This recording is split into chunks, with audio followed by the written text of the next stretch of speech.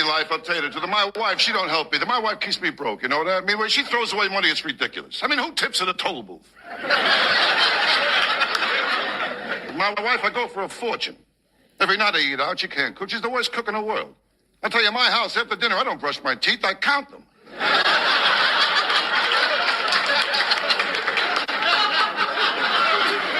guys are all right, you know? You know the trouble with me? I appeal to everyone who can do me absolutely no good. I tell you the truth, I don't get no respect from anyone, you know? Well, the other day I went into McDonald's. They told me I don't deserve a break.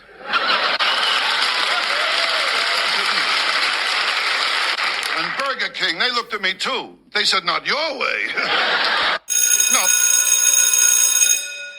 Good morning. It's Monday, Moral Monday, December the 22nd, and this is The True Conservative. Welcome to all the butchers, bakers, and candlestick makers out there. I'm Ron, your host, and the only true conservative in the United States today. So today, after the Serenity Prayer and the patriotic song of the day, we will have Varney and Company, motivation, meditation, and moral politics. All that and more when I get back.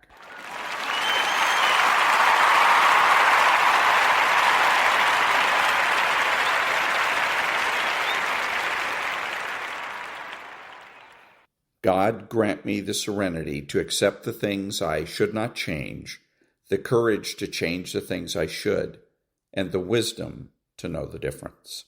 Amen.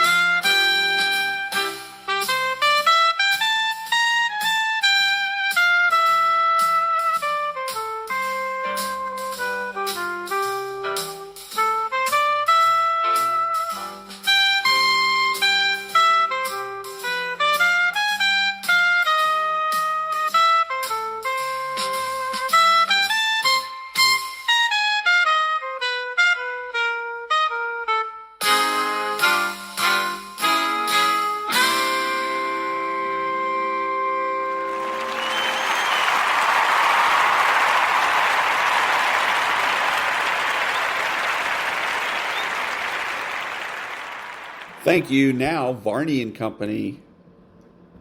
Silver also at record highs. Have a great day, everybody. Don't forget, we have that breaking news as well. Paramount amending its hostile takeover of Warner Brothers. We'll keep an eye on that story, and we'll see you again tomorrow. Varney and Company picks it up now. Ashley Webster in for Stu this morning. Ashley, take it away. Thank you very much. Good morning to you, Maria. Good morning, everyone. I'm Ashley Webster in today for Stuart Varney. Guess what? President Trump is back on the road, taking his economic message straight to the American people. As Kevin Hassett says, a fresh slate of ideas already coming together and set to be presented to the president at Mar-a-Lago right after Christmas. Also this morning, we should point out the Trump administration has paused new leases on offshore wind farms. They say it's all about national security concerns. We'll get into that. To the markets, futures are climbing ahead of this shortened trading week. The Dow up about 0.1%, S&P up 0.5%, and also the Nasdaq up 0.6%. And by the way, Bitcoin, well, it's right around $89,000, almost $90,000.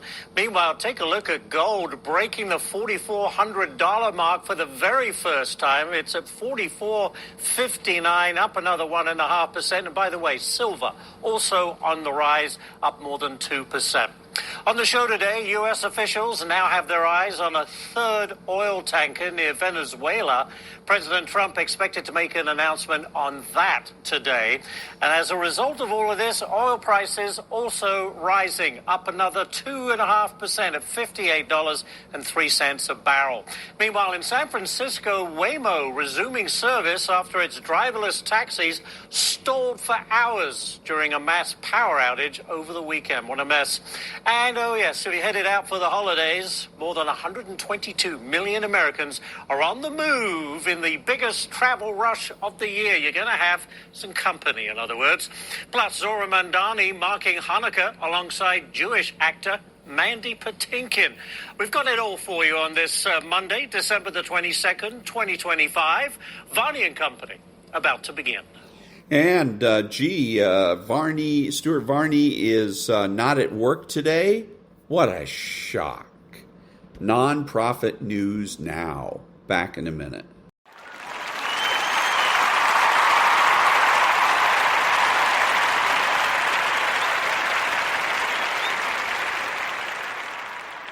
Thank you. This is from Varney and Company, and it's the Ass Man that is introducing a story, a breaking story. U.S. officials now have their eyes on a third oil tanker near Venezuela. Madison Scarpino joins us now from West Palm Beach, Florida. And Madison, are we going to hear about this from the president today? Well, we could get an update on all of this over at Mar-a-Lago this evening from President Trump and his secretaries of War and Navy. As officials say, this Iranian-linked dark fleet vessel is part of Venezuela's illegal sanctions evasion, and they say it is flying a false flag. Homeland Security Secretary Kristi Noem posting on X about all this, saying in part, quote, "The United States will continue to pursue the illicit movement of sanctioned oil that is used to fund narco-terrorism in the region. We will find you and we will stop you. Thank you to our brave men and women of the U.S. Coast Guard and Department of War." But not all Republicans are okay with seizing these vessels. I consider it a provocation. Okay, so what he did here was, and Fox did, was correct. They went ahead and talked to a reporter in the field about this situation. This is the way news is supposed to be done. Because if you go out and you have the situation where the administration is going to take over another oil tanker, and so you talk to somebody from the administration, maybe Pete Hegseth, then that's a conflict of interest. But when you have a reporter in the field telling you what's going on, you eliminate that conflict of interest, and you come closer, at least, to having real news. Back in a minute.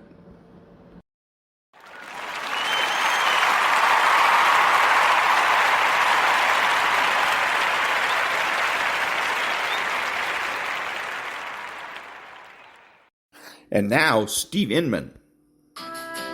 So a couple of soy ninjas walk into a convenience store thinking they're going to rob this man, and this man casually grabs the cash. He's like, all right, here's the loot. Counts it out patiently, methodically, thinking about what he's going to do next. He's like, wait a second, smile for the flash, and chitty, chitty, bang, bang, off they run like the little soy bitches they are. Obviously, they left a trail of soy piss behind. Let's speed things up.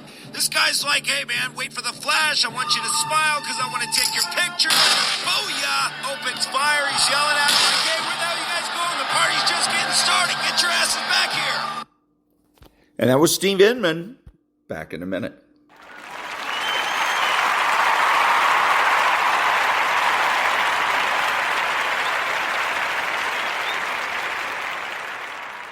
Thank you. Now, motivation. What do you do when it seems like suffering won't stop? What do you do when it feels like your weaknesses continue to worsen? Maybe you've taken a knockdown concerning your finances lately. You're laying on the mat, gasping, and you don't know what you're going to do. Maybe it's with your kids, maybe with your marriage, maybe with your health, maybe some other arena of life. You didn't see it coming, and you feel like you've been knocked down. But we're not destroyed. The last chapter of your story has not been written yet. The fact that you're here today is a testament to the fact that whatever you're up against hasn't been able to destroy you. Don't give in. Don't be like everybody else. Don't give up. Don't settle because things are hard. Now, will it be turbulent? Yes. Will it be easy? No. Will I make a lot of mistakes? Yes. Will I get hurt? Yes. Pain is everywhere. Most people spend their life not wanting to deal with the pain of rejection, the pain of defeat, the pain of losing, the pain of failure, the pain. That's called life. Life is full of pain, but there's no gain without pain. We are being pressed from every side by troubles, but we're not crushed. We're not boxed in. We're not left without a way out. We are not cornered. So the problems are coming in from every angle, but there is always a way of escape. You want me to tell you to give up? Huh? You want me to tell you to quit? It's all right to give up. It's all right to surrender. That's what you want me to say? I can't tell you that. But what I can tell you is this, that I did it, and I got here from my mind, and I envisioned it. I saw myself when I was still homeless, when I was still a high school dropout, when I was sleeping in abandoned buildings. I saw myself one day being where I am right now. I don't care where you are. Use what you got to get what you want. Use your mind. Use your vision. Use your dream. I dreamed my way out the hood. I dreamed my way out. And then I saw it. And then I would get up every day and I would grind hard. You got to have a why. You got to have a reason for why you do what you do. If you don't know what your why is and your why isn't strong, you're going to get knocked out every single day. But when you know what your why is, you can make it. You've got to activate the thinker in you.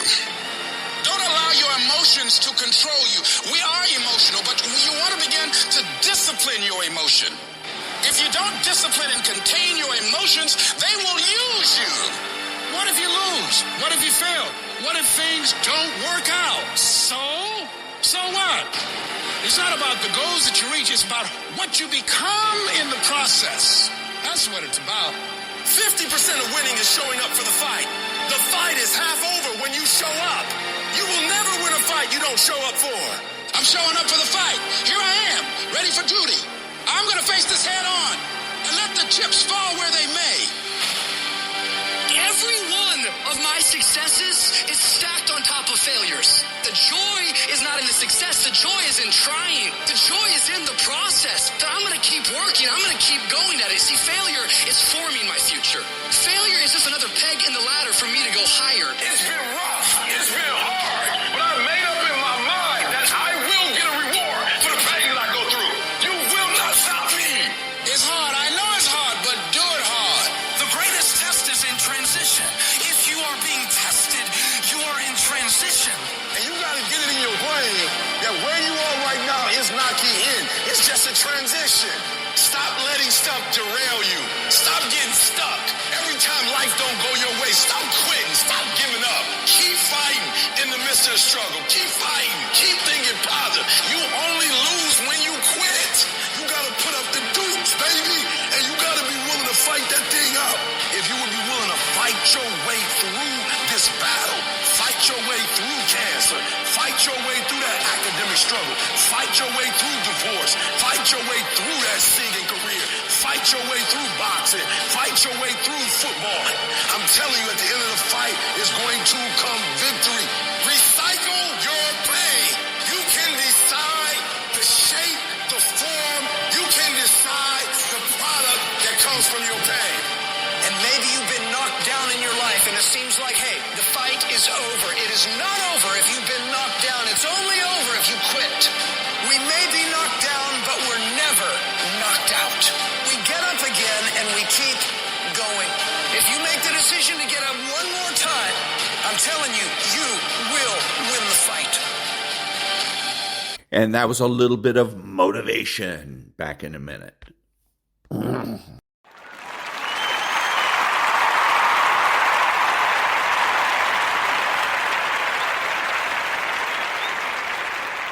Thank you. Now a little meditation.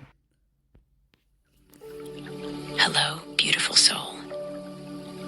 Welcome to this guided meditation, a space for you to pause,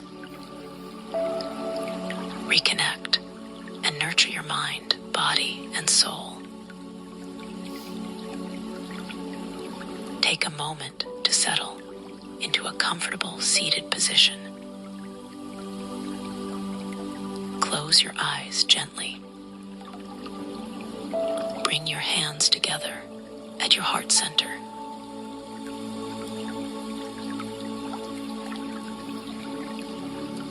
Let's begin with gratitude.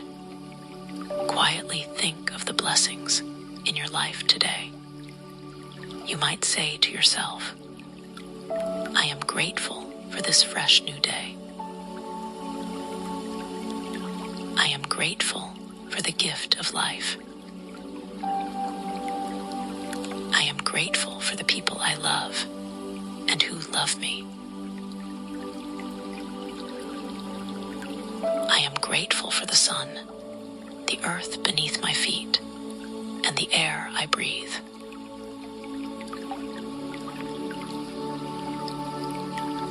I am grateful for this peaceful moment. Release your hands to rest on your knees. Palms up for receiving or palms down for grounding. Take 3 deep breaths, inhaling fully and exhaling through an open mouth. Feel tension melting away with each breath.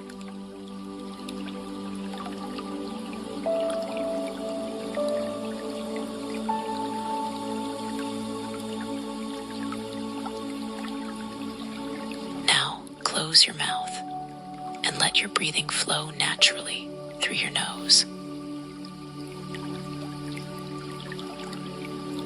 Now we'll bring relaxation from head to toe. Soften your forehead and eyebrows.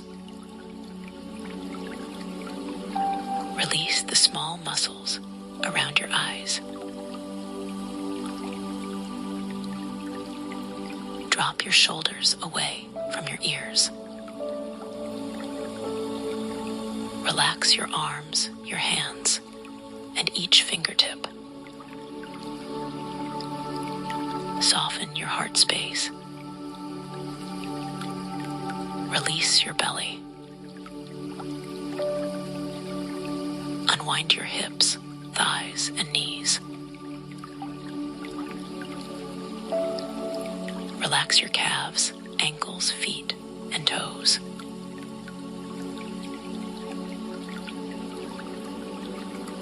Feel your whole body resting in stillness.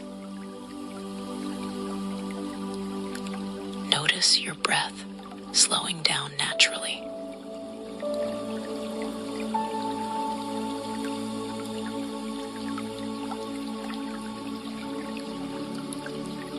Simply observe your breathing no need to change it.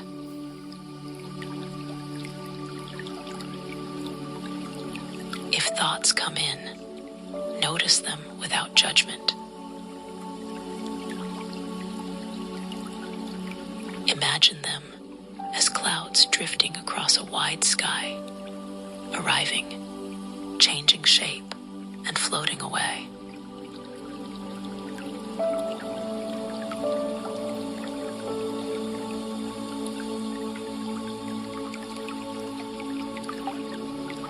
As you inhale, picture a warm golden light entering through the crown of your head, filling you with calm and positive energy.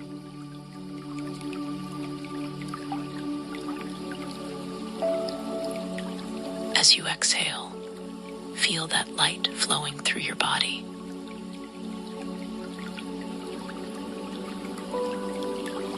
Carrying away heaviness or tension,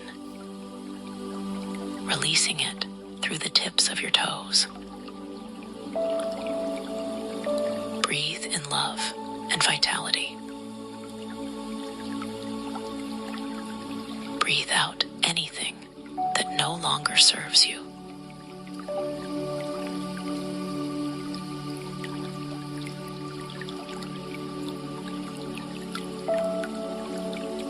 Repeat quietly in your mind. I am whole. I am enough. I am strong, brave, and resilient. I love and accept myself exactly as I am. I am guided, safe, and deeply loved. I choose love over fear. I shine my light freely and authentically. Now, allow yourself to simply be. Focus gently on your breath. With each inhale, imagine drawing in fresh, uplifting energy. And that was a little bit of meditation. Back in a minute.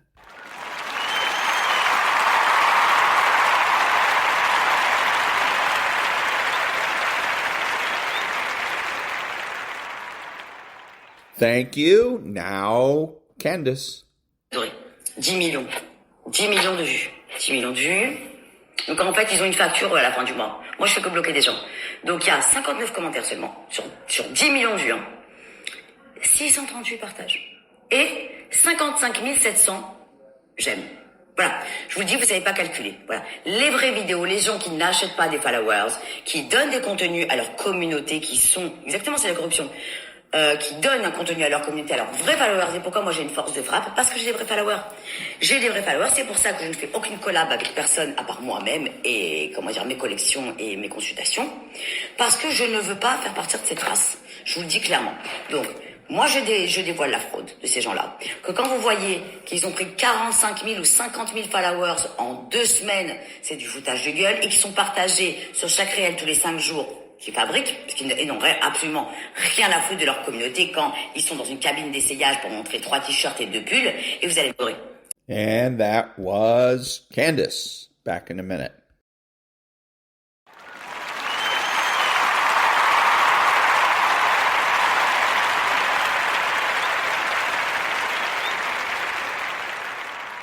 Thank you. And now, moral politics. Epilogue. Problems for public discourse.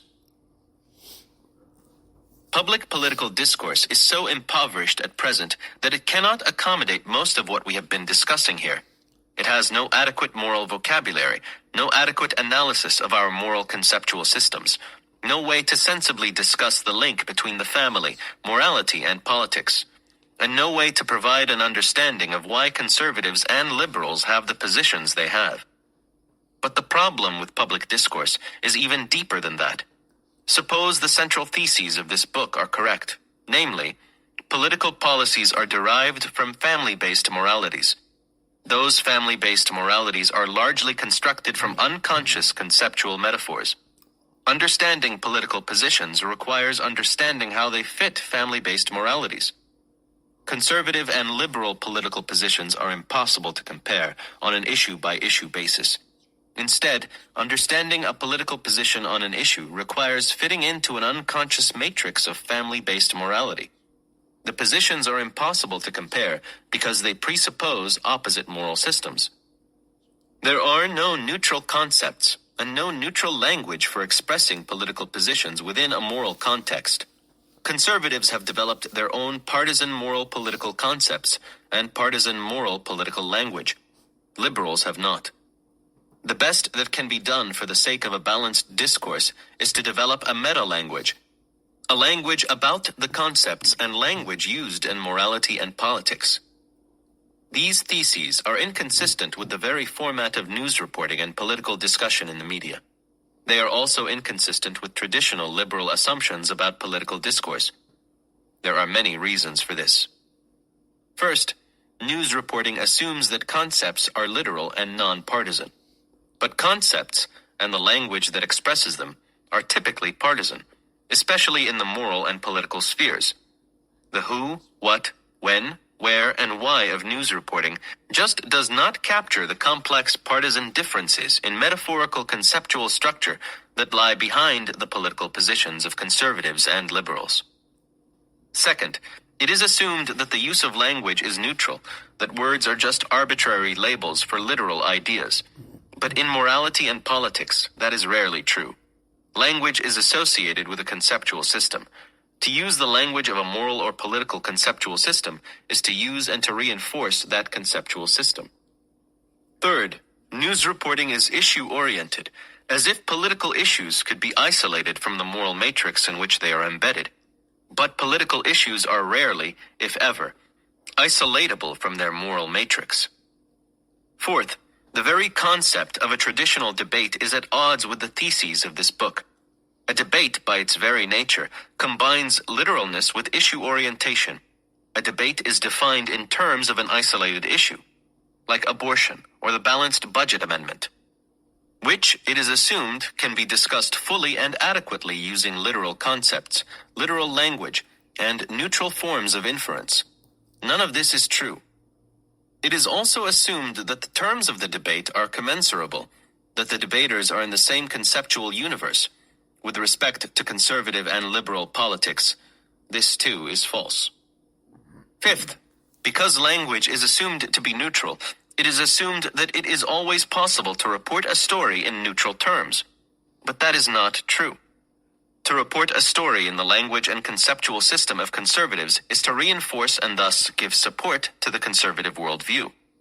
Where liberals have a language appropriate to their moral politics, the same is true of them. The very choice of discourse form and language to report a story leads to bias. Neutrality is not always possible, though balance may be achievable at a high cost. Imagine that national news stories were all reported from two opposing moral worldviews. Imagine a box with two columns for each major story, headed from the conservative worldview and from the liberal worldview. Readers might be enlightened, but they might just as easily be confused. And conservatives would cry foul, since from their worldview, there cannot be another valid and sensible moral worldview. Sixth, because language is assumed to be neutral, it is taken for granted that the mere use of language cannot put any discussant at a disadvantage. That is also false. Because conservatives have worked out an elaborate language of their moral politics while liberals have not, liberals are put at a disadvantage in any public discourse, and liberals will remain at that disadvantage until they come up with an adequate language to reflect their moral politics. Seventh, it is assumed by the news media that all viewers, listeners, or readers share the same conceptual system. But that is false. Even the most objective reporting is usually done from a particular worldview, one that is typically unconscious and taken for granted by the reporter.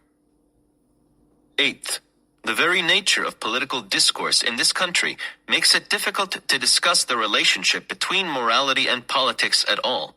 The separation of church and state has implicitly left the church as the institution that is seen as guarding morality.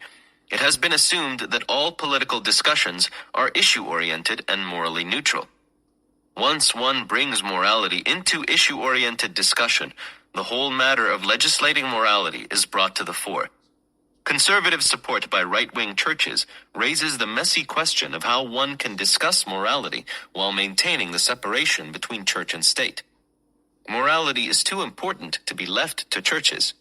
There must be a public discourse on morality, with an adequate vocabulary to show the difference between the moral systems that lie behind liberal and conservative political positions.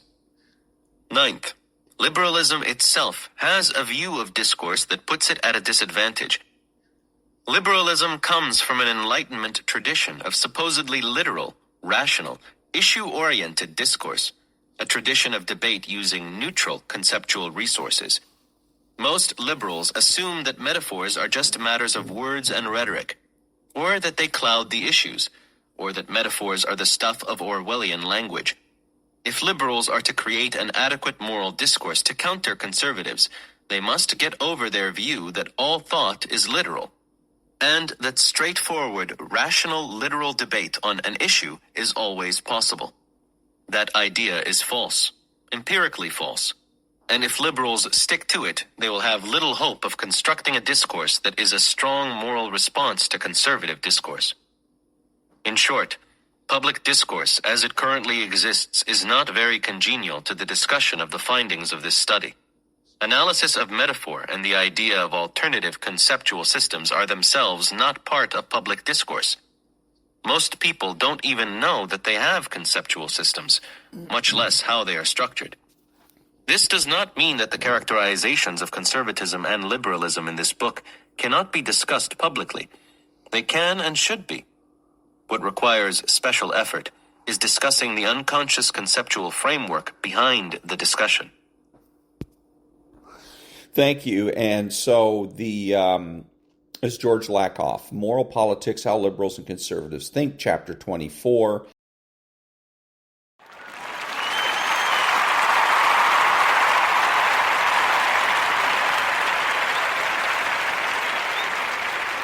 Thank you. This is Ron, your host, the only true conservative in the United States today, bidding adios to all the butchers, bakers, and candlestick makers out there, and reminding you that you're not neutral and that the government has no rights.